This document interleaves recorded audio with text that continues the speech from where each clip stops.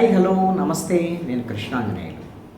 ఆంధ్రప్రదేశ్ ప్రభుత్వము పెన్షన్ల పంపిణీకి సంబంధించినటువంటిది. పింఛన్ల పంపిణీ ఒకరోజు ముందే, రేపు డిసెంబర్ 1 నుంచి 1 తారీఖు పంపిణీ చేయాలి. జనరల్గా అది నవంబరు 30నే మొత్తం పంపిణీ చేయడానికి ఆల్రెడీ ప్రభుత్వం నిర్ణయం తీసుకోవటం. రాష్ట్ర వ్యాప్తంగా పింఛన్ల పంపిణీ కార్యక్రమంలో ముఖ్యమంత్రి చంద్రబాబు నాయుడు అనంతపురం జిల్లాలో ఆయన పాల్గొన్నారు. ఎమ్మెల్యేలు ఇక్కడ ఏ నియోజకవర్గంలో మంత్రులు కూడా వాళ్ళ నియోజకవర్గాలు వాళ్ళు నిర్ణయించినటువంటి ప్రదేశాల్లో పంపిణీ చేస్తున్నారు. ఒక్కరోజంతా ఈ పింఛన్ల పంపిణీ కొనసాగుతుంది. ఇప్పుడు ఏదైనా సరే ఒక పథకాన్ని ప్రారంభించినప్పుడు ఆ పథకం ప్రారంభించడం అనేటువంటిది ఒక పండగలాగా చేస్తారు. పింఛన్లకు సంబంధించినటువంటి విషయంలో కూడా ఈ ప్రభుత్వము మంచి నిర్ణయమే తీసుకుంది. 3,000 నుంచి 4,000 రూపాయలు పింఛన్ల పంపిణీ దాన్ని పెంపుదల చేసింది. ప్రభుత్వం అధికారంలోకి వచ్చిన వెంటనే జూన్లో 12వ తేదీన ప్రభుత్వము ప్రమాణ స్వీకారం చేసి జూలై 1వ తారీఖు కల్లా, అంతకుముందు మొత్తం 3 నెలలు జూను, మే, ఏప్రిల్ 3,000 రూపాయలు కలిపి పెరిగిన 4,000తో అంటే 7,000 రూపాయలు జూలై 1వ తారీఖు ఇచ్చారు. అలాగా జగన్మోహన్ రెడ్డి 2,000 నుంచి 3,000 పెంచడానికి పింఛన్ని అప్పుడు 250 రూపాయల చొప్పున పెంచుకుంటూ వచ్చారు సంవత్సరానికి. వీళ్ళు సూపర్ 6లో ఇంప్లిమెంట్ చేస్తామని ఇచ్చినటువంటి హామీల్లో మేము 3,000 నుంచి 4,000 చేస్తాం, వెంటనే పాత బకాయి దాన్ని ఏప్రిల్ నుంచి కూడా దాన్ని ఇంప్లిమెంట్ చేస్తామనేటువంటి దాని ప్రకారం హామీ ప్రకారంగానే వీళ్ళు 7,000 రూపాయలు జూలైలో ఇచ్చారు. ఆ తర్వాత నుంచి నెల నెల పింఛన్ పంపిణీ చేస్తున్నారు. ఆల్రెడీ పథకం మొదలై నడుస్తోంది. ఇక ఆటోమేటిక్గా ఎవరైతే అధికారులు ఉన్నారో, ఇంతకుముందు వాలంటీర్లు పంచేవాళ్ళు, సరే ఇప్పుడు వాలంటీర్లను ఉపయోగించినప్పుడు గ్రామ వార్డు సచివాలయ ఉద్యోగులు ఎలాగో తీసుకెళ్ళిస్తారు, ఇంటింటికి తీసుకెళ్ళిస్తారు. దానికి ముఖ్యమంత్రి, మంత్రులు ఇదే ప్రతి నెల ఈ నడిచేటువంటి పథకమే కదా పింఛన్ పంపిణీ అనేది. ప్రతి నెల జరిగేటువంటి ప్రక్రియ. దానికి ప్రతి నెల పండగలాగా దాన్ని ఏదో హడావుడి చేయటం. ఏ పథకమైనా సరే కొత్తగా ప్రారంభించినప్పుడు మాత్రమే ఈ విధమైనటువంటి పండగ వాతావరణం అది అంతా ప్రజల్లోకి వెళ్ళటం కోసం ఆ విధంగా ప్రచారం చేసుకోవటం కూడా ప్రభుత్వం వైపు నుంచి మంచిదే, కాదనుకోలే. ప్రతి నెల ఇచ్చేటువంటి పింఛన్ని ప్రతి నెల పండగలాగా మంత్రులు ప్రోగ్రాంలు ఇవన్నీ పెట్టి చేయటం అనేటువంటిది అసలు ఇది దేనికి సంకేతం? అసలు ఎందుకు ప్రభుత్వం ఈ విధంగా ప్రతి నెల పింఛన్ దానికి సంబంధించినటువంటి దాన్ని ఇంత హడావుడి చేస్తున్నారు? నేరుగా ముఖ్యమంత్రి పాల్గొంటున్నాడు. ఏదో ఒక నెలకు ఒక జిల్లాలో ఆయన పాల్గొంటున్నాడు, మంత్రులందరూ పాల్గొంటున్నారు. ఎందుకు ఇంత హడావుడి అని అంటే దీంట్లో ఒక మతలబు ఉంది. ఆ మతలబు ఏంటంటే, ఈ ప్రభుత్వం ఏర్పడిన తర్వాత కూటమి ప్రభుత్వము సూపర్ 6కు సంబంధించినటువంటి ఎన్నో హామీలు ఇచ్చారు. సూపర్ 6లో వాటికి సంబంధించినటువంటి ఇంప్లిమెంటేషన్ విషయంలో చాలా ఇబ్బందులు ఉన్నాయి ప్రభుత్వానికి. సూపర్ 6కు సంబంధించినటువంటి పథకాలలో ఏ ఒక్కటి కూడా ఇప్పటికీ ప్రారంభమైంది ఇప్పుడే ఒకటే. అదేంటి? మహిళలకు సంబంధించినటువంటి ఉచిత గ్యాస్కి సంబంధించినటువంటి గ్యాస్ బండ్లు ఒక సంవత్సరానికి 3 ఇస్తాము అనేటువంటిది సూపర్ 6లో మొట్టమొదటిదే. ఇప్పుడు ఇవన్నీ కూడా హామీలు ఇవేది.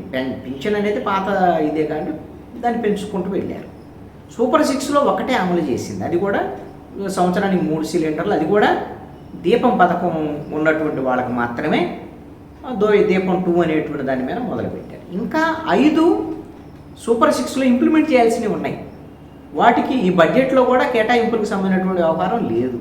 ఆ సూపర్ 6 ఇంప్లిమెంట్ ఎప్పుడు జరుగుతుందో అర్థం కానటువంటి పరిస్థితి ఉంది.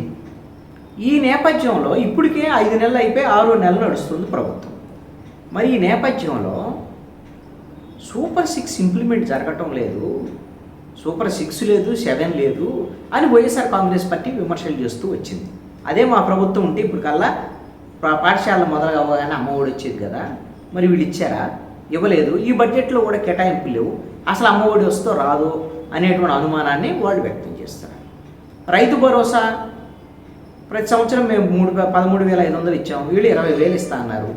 మరి ఇప్పుడు వరకు ఇవ్వలేదు. ఆల్రెడీ రబీ అయిపోయింది, ఇప్పుడు ఖరీఫ్ సీజన్లో ఉన్నారు. మరి ఇప్పుడు ఈ బడ్జెట్లో కేటాయింపులు ఉన్నాయంటే బడ్జెట్లో కేటాయింపులు పూర్తి స్థాయిలో లేనటువంటి పరిస్థితి. వాళ్ళు ఇస్తారా లేదా ఈ ఖరీఫ్ సీజన్ అయిపోయే లోపల గ్యారంటీ లేనటువంటి. ఈ 2 స్కీముల మీద గ్యారంటీ లేదు. ఇస్తామని చెప్తున్నారు కానీ బడ్జెట్లో కేటాయింపులు. ఇక మిగిలినటువంటిది 20 లక్షల ఉద్యోగాలకు సంబంధించిన నోటిఫికేషన్లు ఎక్కడ వేసిన గొంగళ అక్కడే అన్నట్లు ఉంది. ఇప్పుడు 5 నెలల్లోనే అన్నీ అయిపోతాయి ఎవరు అనరు. కానీ డిఎస్సి కూడా ప్రకటించారు, కానీ డిఎస్సి నోటిఫికేషన్ ఇవ్వాలి.